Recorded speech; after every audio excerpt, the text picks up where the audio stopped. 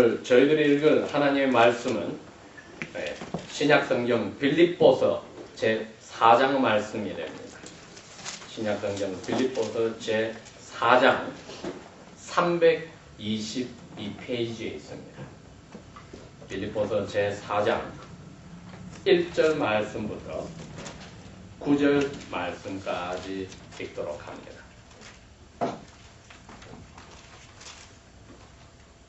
찾으신 줄 알고 읽겠습니다. 그러므로 나의 사랑하고 사모하는 형제들, 나의 기쁨이요 면류가 아닌 사랑하는 자들아, 이와 같이 주 안에서 서라. 내가 요디아를 권하고 손두개를 권하노니 주 안에서 같은 마음을 품어라. 또 참으로 나의 멍에를 같이 한 자 내게 구하노니 복음에 나와 함께 힘쓰던 저 부녀들을 돕고 또한 클레멘드와 그 외에 나의 동력자들을 도우라. 그 이름들이 생명책에 있느니라. 주 안에서 항상 기뻐하라. 내가 다시 말하노니 기뻐하라. 너희의 용서함을 모든 사람에게 알게 하라. 주께서 가까우시니라. 아무것도 염려하지 말고 오직 모든 일에 기도와 간절히 구함으로 너희 구할 것을 감사함으로 하나님 아버지께 아뢰라. 그리하면 모든 생각에 뛰어난 하나님 아버지의 평화가 그리스도 예수 안에서 너희의 마음과 생각을 지키시리라. 마지막으로 형제들아, 무엇에든지 참되며 무엇에든지 경건하며 무엇에든지 옳으며 무엇에든지 정결하며 무엇에든지 사랑할 만하며 무엇에든지 칭찬할 만하며 무슨 덕이 있든지 무슨 기림이 있든지 이것들을 생각하라. 너희는 내게 배우고 받고 듣고 본 바를 행하라. 그리하면 평화의 하나님이 너희와 함께 계시리라. 아멘. 저희들이 읽은 빌립보서 4장 말씀은 이제 사도 바울이 빌립보 교인들에게 쓴 편지의 거의 마지막 부분에 다가갑니다. 2주 전에 제가 그리스도인이 기뻐하는 삶의 비결의 1부, 지난주에 2부, 오늘 이제 3부로 이 세 번째 이분이 다시 강조를 하는데 4절에 가니까 주 안에서 항상 기뻐하라. 내가 다시 말하노니 기뻐하라. 이렇게 명령을 하셔서 기뻐하는 것은 그리스도인의 하나님이 주신 명령에 반응하는 그 의무이다. 평화를 가져라. 이거는 의무가 될 수가 없고 명령을 하실 수가 없습니다. 왜? 그거는 하나님이 선물로 주어야만 우리에게 오기 때문에. 그러나 우리 보고 기뻐하라고 명령하셨을 때는 우리의 특권이요 책임이요 의무입니다. 왜 그게 가능한가? 어찌하여서 우리가 어려운 자리에 있고 슬픈 일들이 생긴데 기뻐하라고 명령을 하시는가? 우리의 감정은 우리가 조절을 못하는데 어찌하여 조절하지 못하는 감정을 기쁘라고 기뻐하라고 명령을 하시는가? 이거는 오늘날 소위 말해서 팝 사이콜로지스트들이나 그리스도 상담학이나 심리학에서 이해 못할 부분입니다. 왜? 인간의 감정을 스스로가 조절을 못하는데 기뻐하라는 감정을 명령으로 기뻐하라. 이건 말이 안 된다. 성경은 인간의 그 얄팍한 자아중심의 심리학을 완전히 부서뜨려버리고 우리에게 새로운 자신을 발견하게 합니다. 여기에 기뻐하라는 것이 빌립보 이 1장에서 4절까지 전체의 중심 주제인데 기뻐하라는 명령을 주셨을 때 어찌 이 일이 가능한가? 이거는 기도를 통하여서 회복되어지는 평화 때문에 있습니다. 평화는 위에서 내려와서 우리 마음을 심어주어서 우리 마음과 생각을 바꿔버립니다.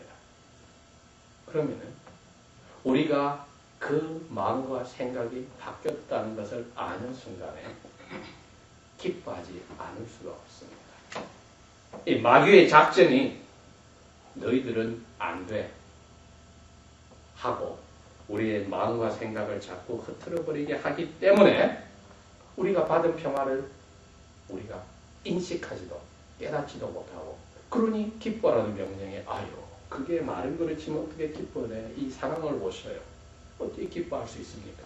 하는 어처구니 없는 우리의 마음속에 계시는 성령님을 슬프게 하고 자기의 평화를 선물로 주신 아버지 하나님 가슴을 답답하게 하는 우리들로 전락하는 것입니다.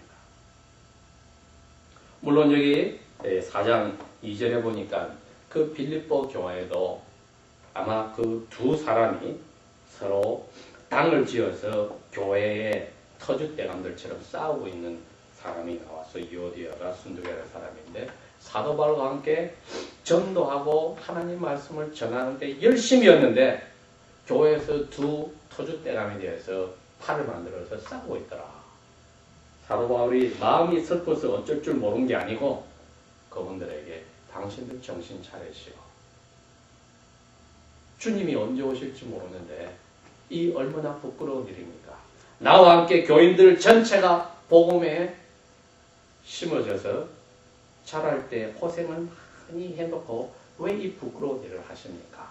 그러면서 성도들에게 이 사람들을 위해서 기도해서 빨리 싸우는 일을 그만두게 하라고 합니다. 왜? 결정적인 이야기는 3절 마지막에 다 하나님의 구원받은 사람들이다. 하나님의 생명책이 심판날에 하나님 오른손에 무슨 책이 있어서 이렇게 넘어간다는 뜻은 절대로 아닙니다. 하나님의 영원한 구원의 계획이 바로 생명책입니다. 그 구원의 계획 속에 이 사람은 분명히 하나님 앞에 용서받고 구원받은 사람들인데 얼마나 이거 부끄러운 짓입니까? 이제 그런 일을 그만두고 주 안에서 한 마음을 품읍시다. 성도들이요 그렇게 회복할 수 있도록 위해서 기도합시다. 해서 기도하도록 몰아가는 겁니다.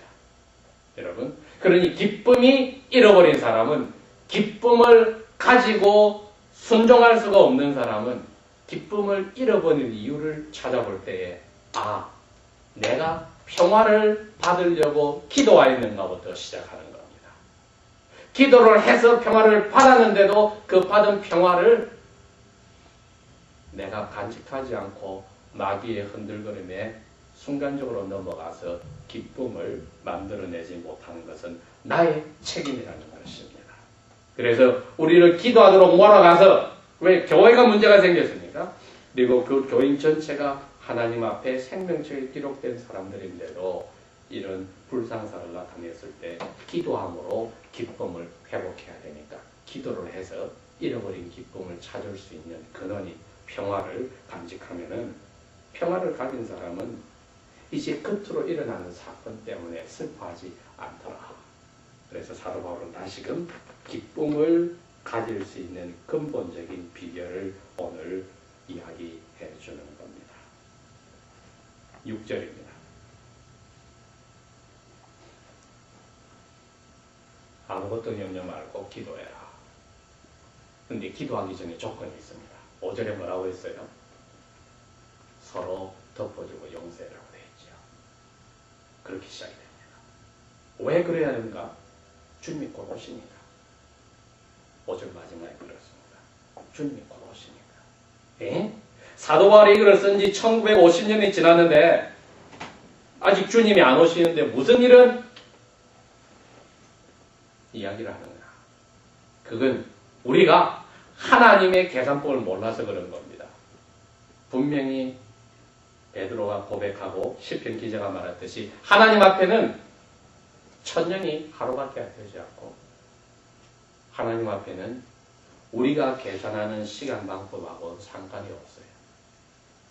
그러니 사도 바울이 그것을 깨닫고 주님이 분명히 내가 세상 끝날까지 너희와 함께 있고 곧 오겠다고 약속했으면 곧 오는 겁니다.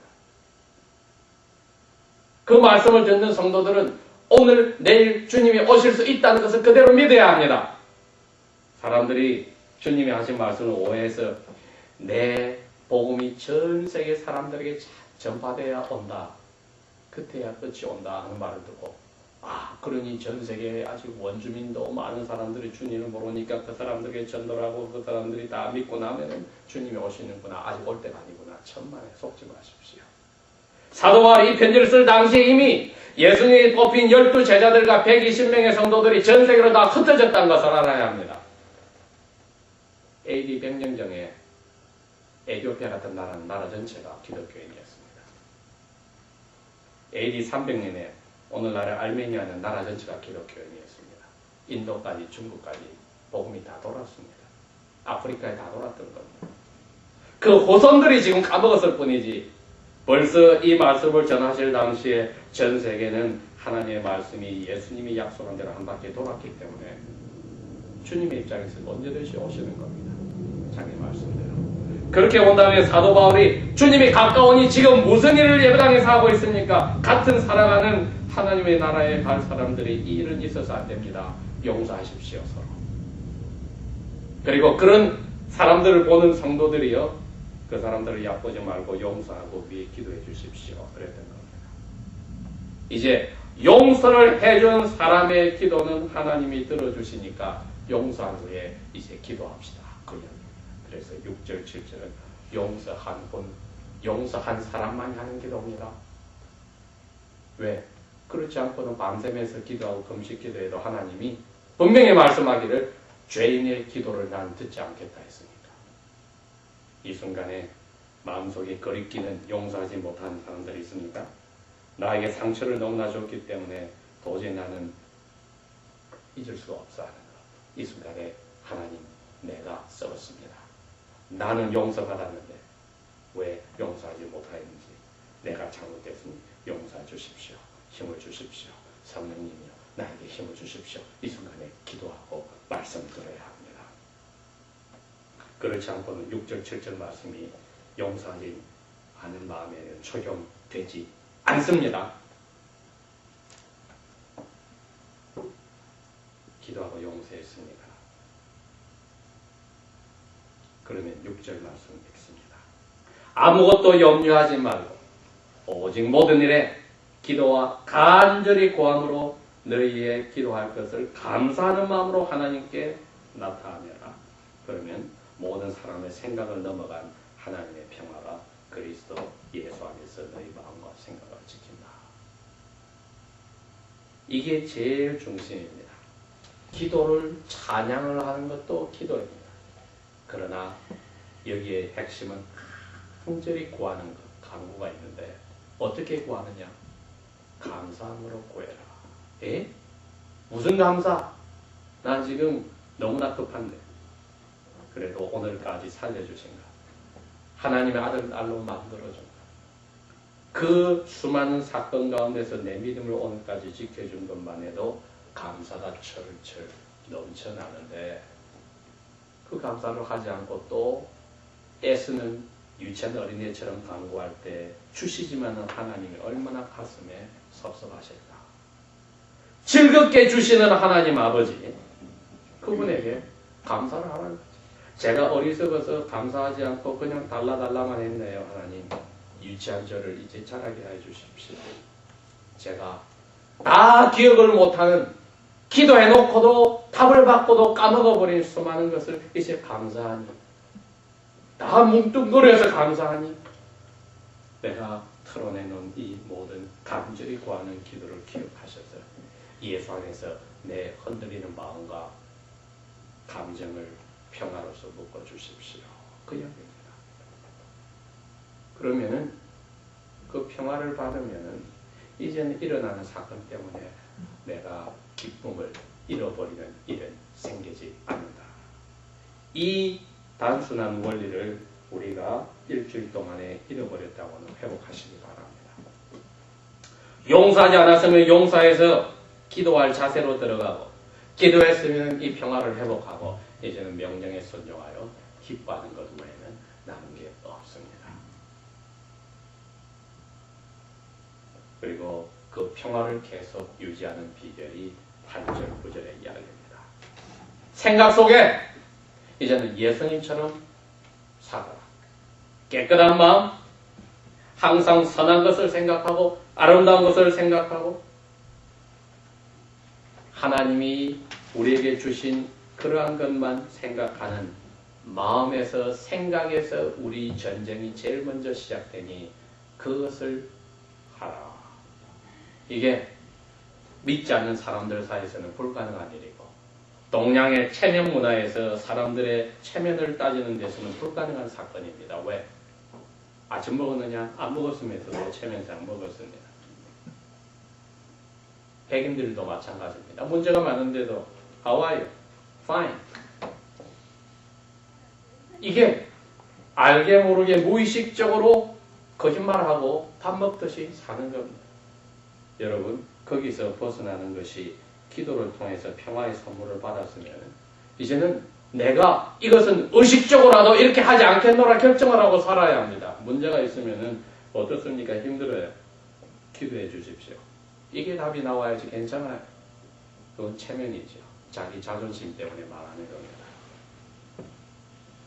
그래서 유교의 체면 문화가 그리스도인들을 그리스도인답게 살지 못하게 하는 큰 지장이 되고 불교의 세상의 사건들은 아무 별일이 없어하고 눈을 감아버리는 현실에 눈 감아버리는 것은 우리로 하여금 기도하지 못하게 합니다.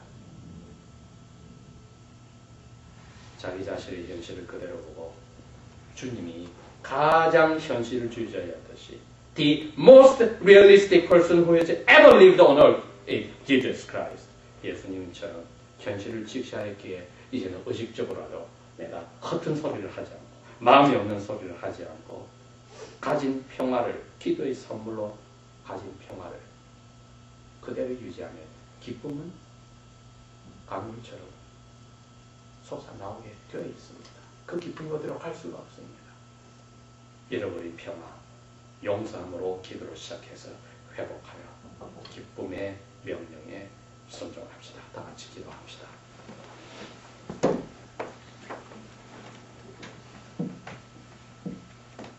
아버지 하나님, 저희들에게 막바른 자리로 몰아주셔서 아들 예수님이 어느 순간이라도 올 수 있다는 것을 이제는 기억하게 하신 것을 감사합니다. 저희들이 이것을 자꾸 잊어버리고 딴 데 정신을 팔아버려 당신이 주신 그 귀하신 예수님의 몸을 죽여서 우리에게 허락하신 평화를 허투루 하였던 죄를 용서하시고 이 평화가 맺어주는 열매인 기쁨에 저희들이 키워나가는 그 기뻐라는 명령에 순종하기를 원합니다. 평화의 아버지여 주신 평화 저희들이 회복하도록 도와주십시오. 이제부터는 거짓의 대표가 되지 않고 참된 말을 하는 용감하고도 지혜롭고도 정직하고도 겸손한 심령들로 만들어 주십시오. 예수님의 이름으로 감사 기도합니다. 아멘.